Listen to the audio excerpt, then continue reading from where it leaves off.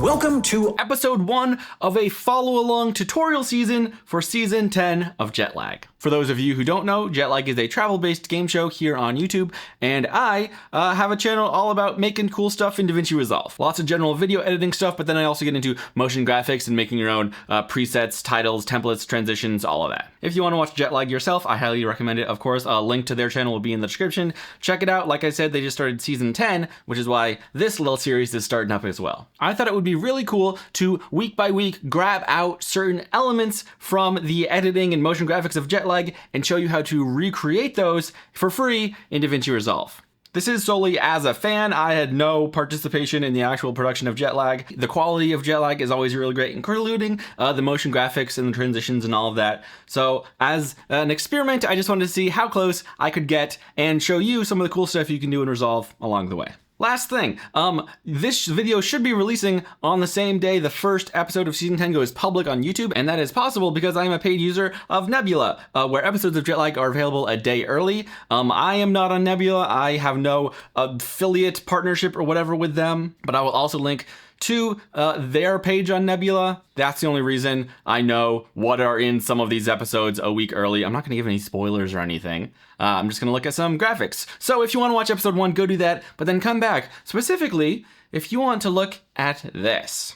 There are a lot of really great graphics in this season, but right at the end, something pretty interesting caught my eye.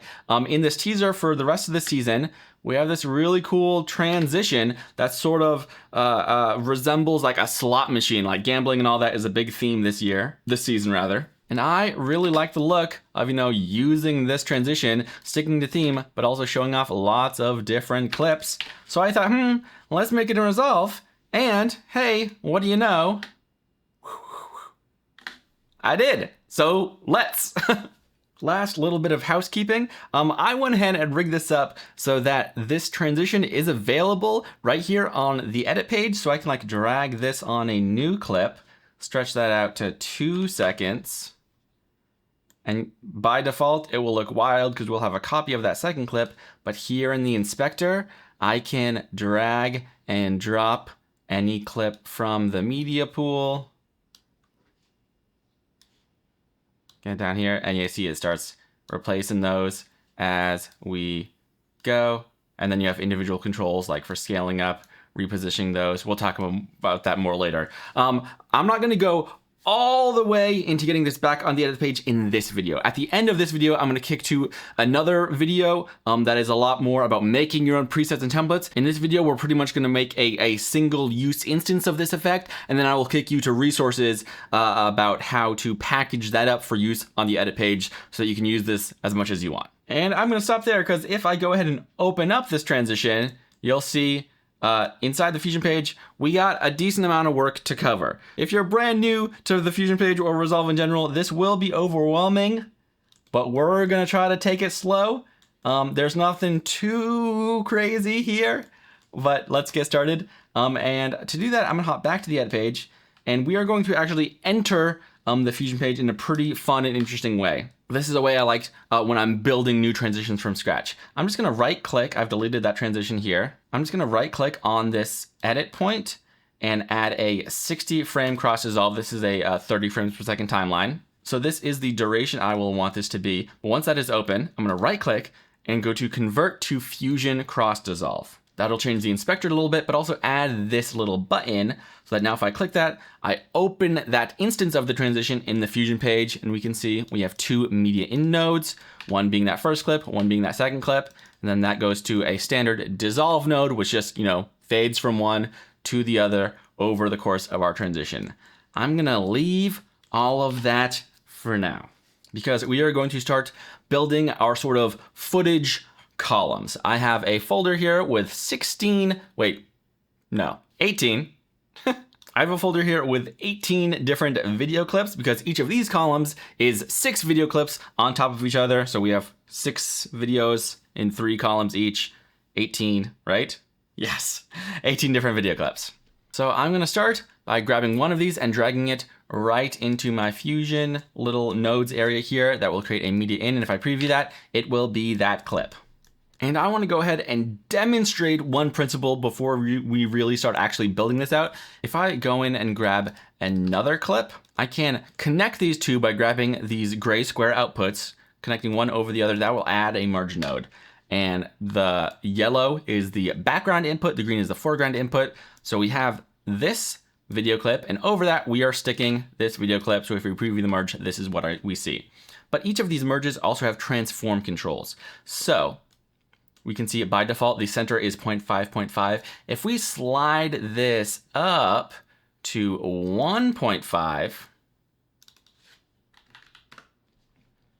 we can see it is completely off screen and it perfectly butts up to that. And if after that merge, we add a transform node and preview that, if I start to then slide this back down, we see it also brings along with it that clip that we pushed out of this way. So this is how we're gonna really set this up. We're actually going to manually position these clips one on top of each other, and then with a transform node, slide the entire thing down, and then figure out a way to sort of cut that up into slices while adding some really cool functionality for customization along the way. So let me clear out this work, and then I'm just gonna drag in my first 6 clips. That will be my first column, the column on the left, 6. Now, one thing we will address kind of soon is that if I look at some of these, some of them are in 4K, some of them are in 1080, and it does bring them in at source resolution. That will be important. In this column, it's only this one, but we'll deal with that. And the first thing we're gonna do is, like I did before, sort of arrange these. And to do that, I'm gonna create a new blank background. This will come in at the default or transition resolution. And I'm going to connect our outputs like I did before, and that will create a merge node. Now what we want to do, we want this background to be in the background input. So I'm going to click that merge and press Control T, and that will swap those inputs. So now I'm going to do the other thing, connect those out, and just add these one by one till we have a line of merge nodes. And if I preview that last one, boom, we should have that last media clip. Then what we can do is on this first merge, we are keeping this position the same, but then for each one after that, we are adding 1 to this Y value. So now we're going 1.5. You would have seen if I was previewing that, brought it back down. This is that 1080 clip, so it is smaller. We're leaving that for now. We're leaving that for now, but going 1.5. Next one, 2.5. And 3.5. 4.5. 5.5. Okay, and if we add a transform node after that, and we start scrolling down, we can see, boom, we've got that second clip, and then all the way down to that last, and then off. And this is sort of the move we're gonna rig up animating. But now is a decent time to address this little tiny 1080 clip. Now on this merge, we could scale this clip up here. I'm gonna leave that for now, because what we are instead going to do is add a transform before that merge. And this is actually something we're gonna do for all of these media ins, and these are gonna be our customization controls. In that end result, these clips are only showing up in a slim column each, so we want control, we want the ability to either zoom in or out more, or especially shift them left, right inside that column so you can really see the main subject of your shot, even in that little bit of slice. So I'll go in and just add a transform node after all of these individual media ins. And right now, because we're sort of doing this all manually, on that second one, I'm gonna go ahead and scale this up.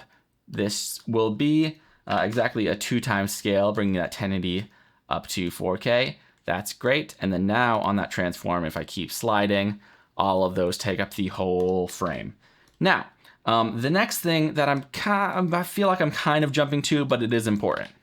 I just talked about like scaling those things up, right? So say I wanted to scale this clip up even more, get this cart closer to full frame. If I do that, you'll see, oh, it is actually overriding that first bottom clip. If I scale this up a whole lot and go back to the starting position, we can see, oh no, that second clip, because I scaled it up, is now visible from the starting position. We don't want that. So what we're gonna do is kind of interesting. I think it's interesting.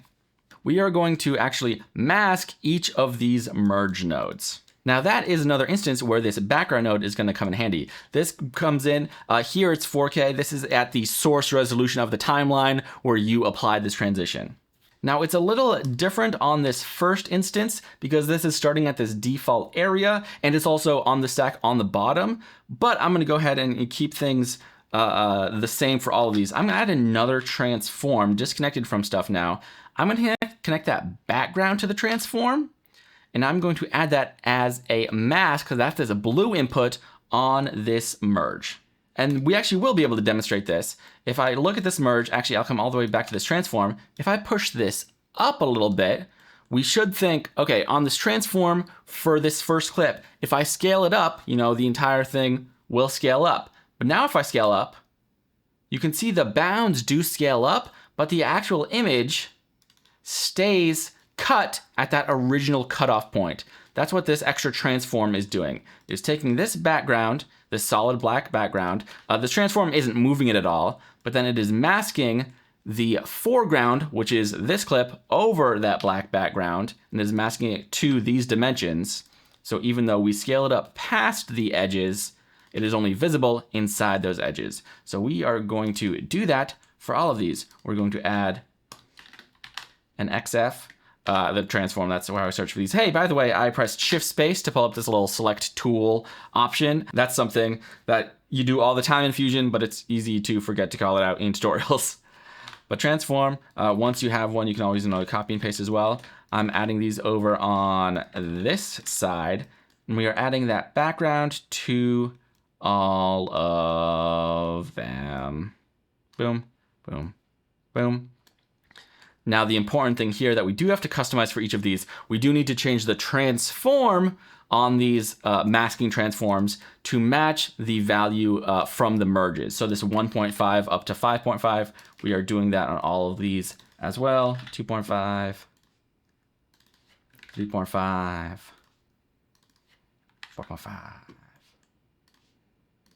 5.5. And then we can mask those into all of their mask inputs for those merges. And then if we go to any random one here, 1, 2, 3, like these cars, we see it's perfectly, cars are boring. Let's come to this little beach scene. We can see it perfectly fits this frame here. But which one is this? This one, yeah. If on this transform, we then scale that up. So that it's just, oh no, we'll scale that up and go to like the beach a little more. So now it's much scaled up. If we preview that last transform, we can see the clips before it and after it stay in their exact perfect positions, but that individual clip was scaled up without messing up anything else. Now, spoiler alert, I am getting really close to just saying, do this entire thing 2 more times, but we're not there yet. Okay, I'm gonna start to build out sort of our, I'm gonna do that now. I'm gonna build out the main structure where we're gonna put everything together.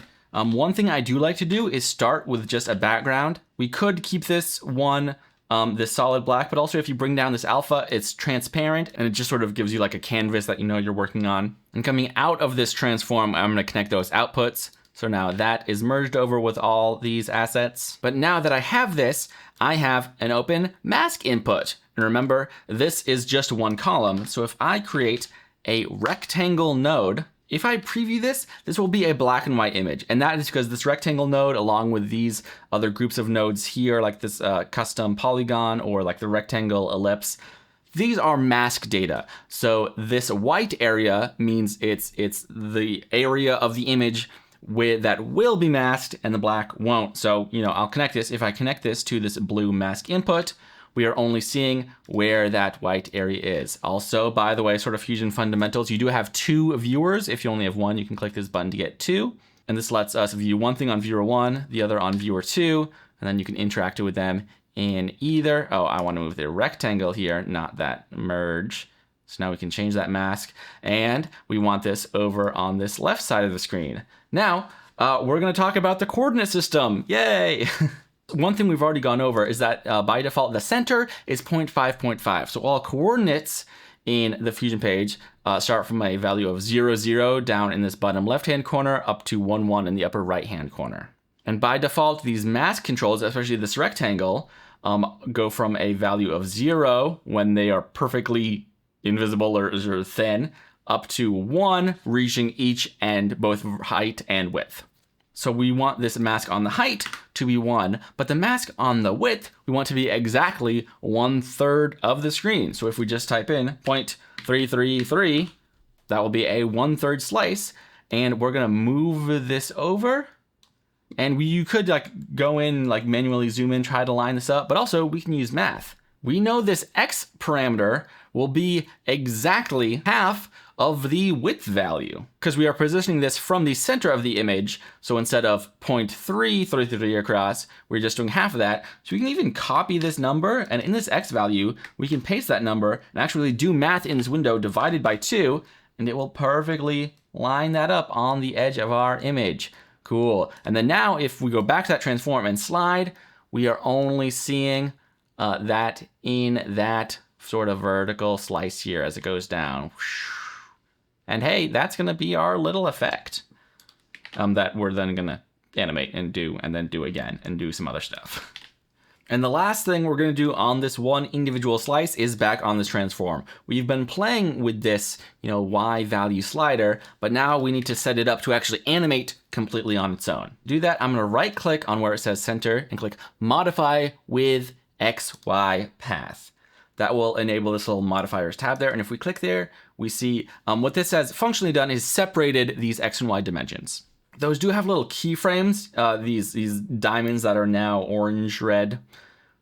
I'm going to right click on both X and Y and remove that X and Y path. So those go back kind of to normal. And on this Y, I'm going to right click again and go to modify with anim curves. Anim curves is great.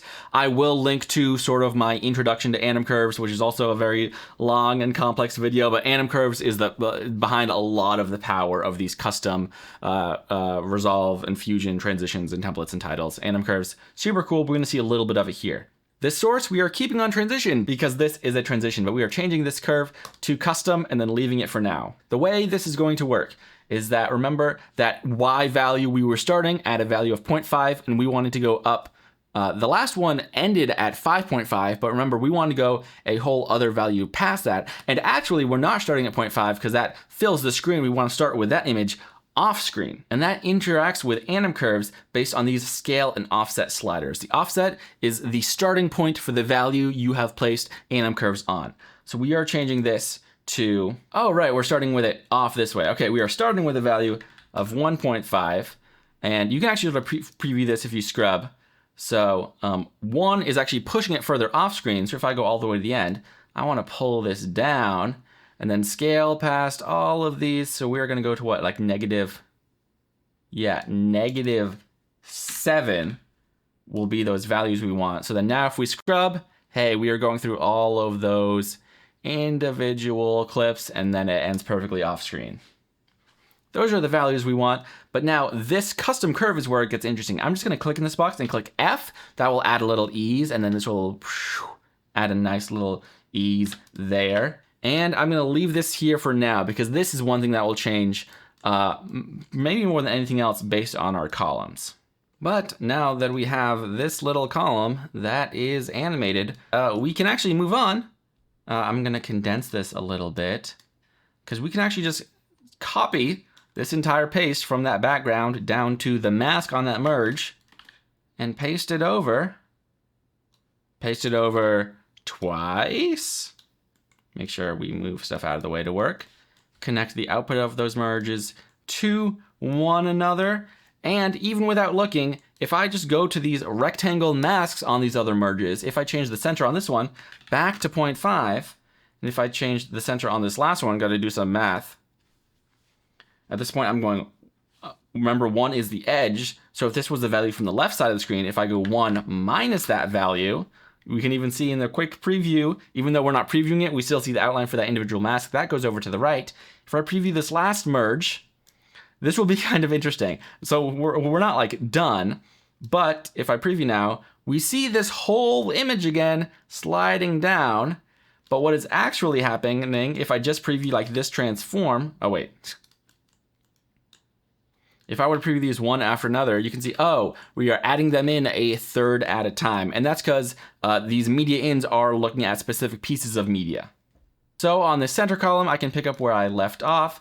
Back on this clip name, if I drag in the next piece of the clip, let me go down to the beginning. Hey, we can see it swaps that out, and I can just go all the way down, swapping that over the clip name for all of these. And some of you smart little people out there will remember something that I am about to deal with. The last one now.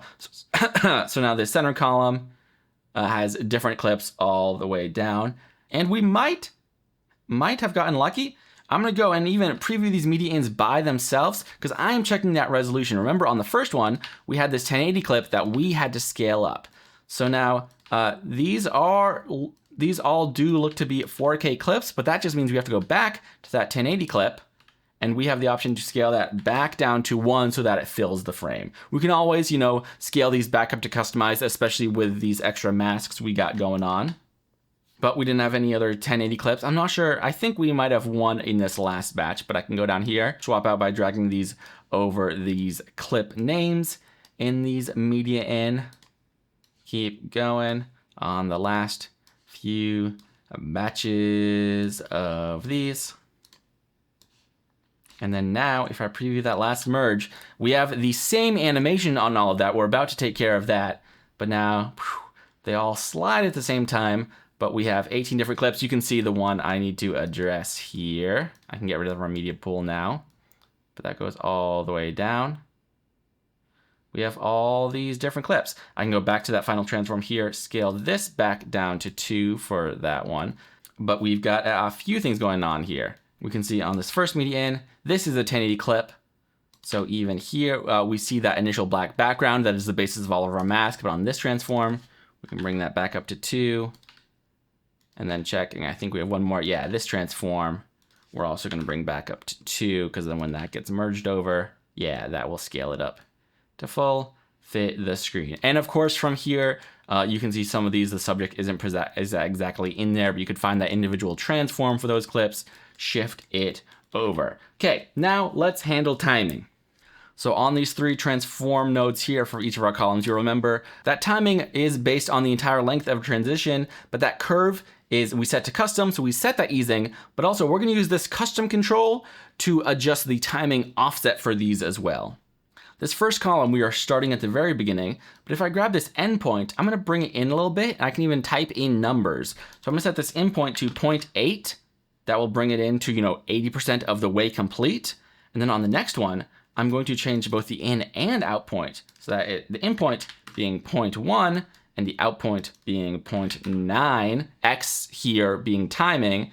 And then this last one, I'm gonna shift all the way so it ends at the very end, but it starts at 0.2. And hey, all of a sudden, that first one comes in first, and then that middle one, and then that last one, they all shift through, and then the first one ends, the second one ends, the third one ends. These are all, ooh, we might have some interesting stuff happening here. This might be the end of the clip if it's actually a very short clip.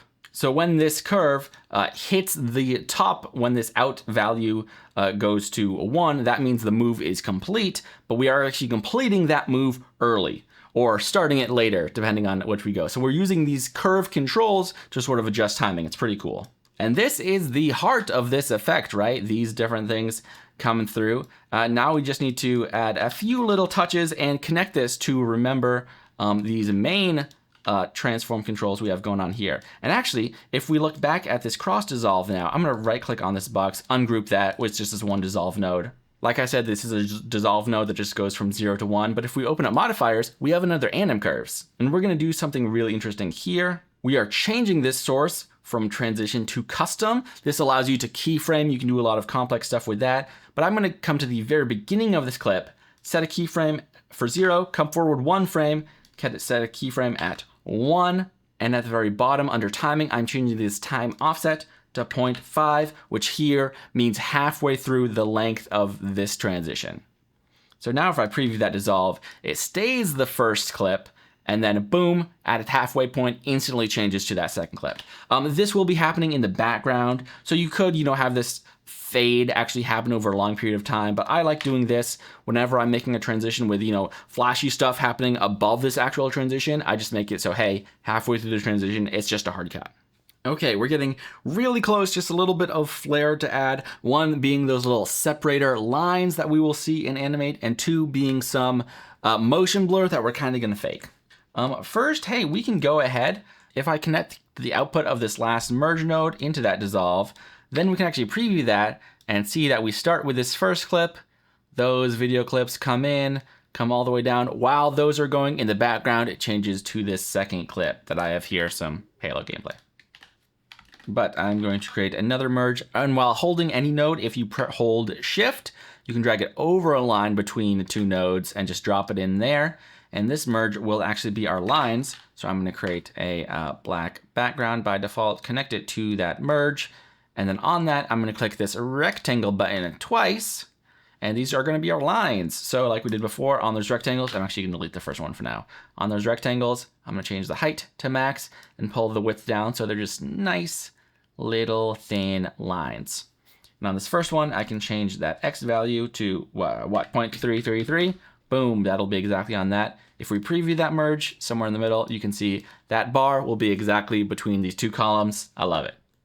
And even before I duplicate that for the other one, I am going to right click on the center, modify like before, go to XY path, because we are going to animate that Y column like we did before. Again, clear out these keyframes. And this one will be a little interesting. On that Y, I am adding another anim curves. And this one, this one, like I said, is interesting because we want these lines to stay on screen for most of this effect. So I'm gonna change this curve back to custom again. At the beginning, we want this one to actually start off screen on top. So we will change that to 1.5. And we know at the end, we want this to be off screen to the bottom. So we want to bring this down to a scale of -2. But we don't want this moving the entire time, right? We want it to sort of come on with this first one and then hold. And we can adjust that timing like we did before with this custom curve editor. First, I'm gonna click F to flatten out that curve. And then I'm gonna come ahead and figure out kind of where I want this bar to actually reach the bottom. I want it to be shortly after this first clip finishes. So yeah, maybe about there. I'm just gonna click and drag this up a little bit and change this out to a value of 0.5. In this visual representation of this move, this exact middle point means the bar will fill this screen. So if I create another point, sort of bring that back down to the edge, close to the end, change that to 0.5 as well, select those middle points and click F. If you flatten between 2 points of the same value, it's a perfectly straight line. So now we can see for most of this effect, that bar, it might be a little harder to see, fills that screen. I'll go with some space. And to adjust that timing, we just need to adjust that second little keyframe here. So right now we can see it actually beats that clip. So maybe we could either bring in this first keyframe a little bit or change the timing of when it finishes. Right now it finishes before the first one. So if we drag this first value, it will happen a little later. Yeah, there you can see. I know it's a little harder to see if it's this thin. Hey, full screen. So now it slides on shortly after this first clip, stays there, and it stays there way too long, especially on this first column. So we can change this end one. I'm gonna bring over all of these because we want this like pretty much off screen by that point. So now even a little bit sooner or a little bit faster. We're adjusting timing with these curves so that now this middle bar stays on screen through this effect and then follows this first bar out. Slides, cool. And then we're gonna copy this whole rectangle, immediately paste. That will paste it in line with these masks and back on this, this rectangle path. I'm gonna change just this X value now to 0.666 to get it on this other third axis. Now, because we didn't change that anim curve, we just pasted it, the timing of both these bars will be exactly the same, but on this second copy, we can open up the anim curves and just shift all of these lines a little bit. Select all of these, just shift them a little bit in time. So now this second bar, we want to come a little after this second column. So now it will follow, it will hold, and at the very end, it will go out shortly before this last column. Very cool. So now, if we preview this media out, which will send everything we do back to the edit page, we have our first column coming down. We have that divider bar that also comes down. We have the second column, second divider bar, third column. All these go through, and then we are left with our second image. Very cool. Hey, and if you don't like motion blur, you're good to go. But if you want a little motion blur, we're gonna do this in an interesting way. If you are a little familiar with Fusion, you might know that on some of these moves, on these transforms where these slides are happening over on the settings tab, we do have this motion blur option. I'm not gonna use that here for some technical reasons. If you turn this on, you can see it's actually moving both of these individual clips. So you can actually see sort of what image is behind it, because there's this really small gap that even though it doesn't exist, when you're moving both of these clips so fast, it sort of like imagines this gap. Not important. What we are going to do is after all of this, after we add these lines back, I'm going to add a directional blur node before that is merged back over our source clips. And if I pull up this directional blur, pull up this length, you'll see, oh, it starts sort of blurring horizontally, but if I just change this angle to 90, it'll start blurring this way instead. And hey, I think I might like -90 if it's going that way. Now, this length does get extreme pretty quick. I probably only want to go to a value of like 0.02, so this isn't totally illegible. But we don't want this to be constant. We want it to like start not at all, and then, you know, get up to that value and then come back down. And what are we going to use for that? Anim curves. So I'm going to copy this value really quick. Right click on length, modify anim curves. This is set to transition by default. I'm going to paste in this scale that value we just copied, so we know this is the maximum, right? And on curve, I will use this custom easing curve. So right, what do we want to do with this blur? We want it to start at 0. We want it to get to full strength, stay at full strength, and then come back down to 0. So let's rig that up. Sort of with these rectangles, you know, we came halfway across this move and then completed the move. On this directional blur, we are completing the move and then actually undoing that move at the very end. You know, you can dial these in as specific you want or play it a little loose, but once we flatten that, we can see that when this clip starts to come in, there won't be any blur, but pretty quickly it'll get that blur and it will stick with that as these fly by. And if this was a better clip here, I'm not sure if this is a timing issue. Oh, no, it's like part of a video, so it's actually a second clip. Okay, that's fine. But if I preview this directional blur as this, there's nothing actually in this clip, but you can see even the edge of it, it sort of softens a bit as the move completes. Very cool. So we've got a nice little transition here. I'm going to go back to the edit page, let this cache here. You can either wait, sit on this, or what I like is also coming up to these 3 dots, clicking show all video frames. And then if you just play that, it will force it to cache as it plays every video frame.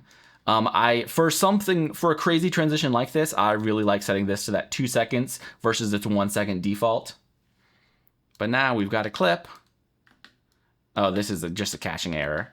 But then showing off all this stuff pretty quickly and then getting to that next scene. You could hop back in, customize that in any way you want. But now you've got a real nifty custom transition that we pulled from Jetlag because we thought it was pretty cool. Especially for something like Jetlag where you want to show lots of clips, like for like a coming soon or like a teaser thing. This is a great way to do it. It's very cool, very effective, and also sort of communicates their theme of this season. It's neat. Now, like I said before, the process to get this to a drag and drop transition on the edit page is a few more steps. I'm going to direct you to sort of my introductory mini masterclass that's free on YouTube here on my channel for that. It goes over creating your first title, your first transition, and your first effect, and packaging those back up so that you can actually see them on the edit page.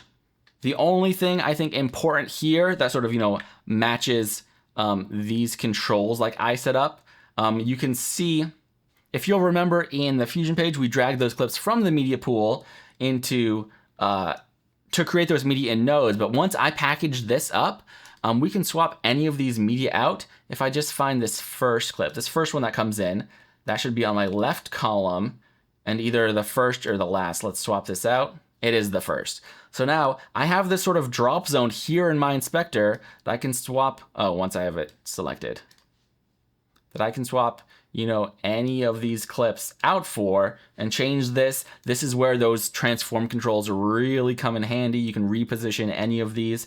Doing this all on the edit page is really nice, but like I said, that's a few extra steps. Lots of info is in that other video. If you really want me to specifically walk through packaging this template up, you got to leave a comment. Let me know if that's something you really want. We're already going pretty in depth here. But for those who already know this system, the only thing you really need to know is how to get this little clip drop zone controls. And I kind of showed that off in the Fusion page. When I copied these over, I didn't drag these other clips back in from the media pool. I just dragged them over this clip name in the inspector. And when you package up a clip initially, when you make it a macro, don't worry if this scares you. This is covered in another video as well. Just on any of these media in nodes, you do need to grab this clip name parameter, and that will allow you to drag and drop from the media pool on the edit page. Pretty slick, especially for this kind of stuff. I know it might feel like we jumped in the deep end with this one, but really if you just look at what we did, we just positioned some elements, we did some really slick animation on anim curves, we learned about the coordinate system, and used anim curves in multiple different ways. This is really cool for showing that off. And then interacted with media from our media pool over a transition that we made. Super cool. When I saw that transition in the first episode of Jetlag, it was instant inspiration. There's some other graphics that I know I want to handle in this series, the main sort of scorecard and the number counter, maybe some of the map stuff, but that'll be tricky for reasons I might go over in those videos. Building out this transition kind of has me tempted to make it like its own pack, customize the number of columns and customize the number of like videos in each column. Ooh, do you want that? I might make that. I also have to figure out what to do with the one sample I already made. Like I said, if you want more of this specific transition, maybe building it out fully, I can go through that process more. You gotta let me know. If you are watching along with Jetlag and have any other of the graphics they are making that you specifically want to see me take a swing at, you gotta let me know about that too. Specifically with working with numbers and money and stuff. There's some stuff I really want to show off that I've shown off in some videos previously, but I think will come together really, really nicely with some of these titles and effects. Thanks for sticking around, especially if you are new to Resolver Fusion and you made it through this video, maybe if you're even following along on your own. Thank you so much. I know this can be a lot, but it's very cool. And like I said, everything we did here, you can do in the free version of DaVinci Resolve, which I think is pretty cool. Thanks for watching, and I'll see you next time.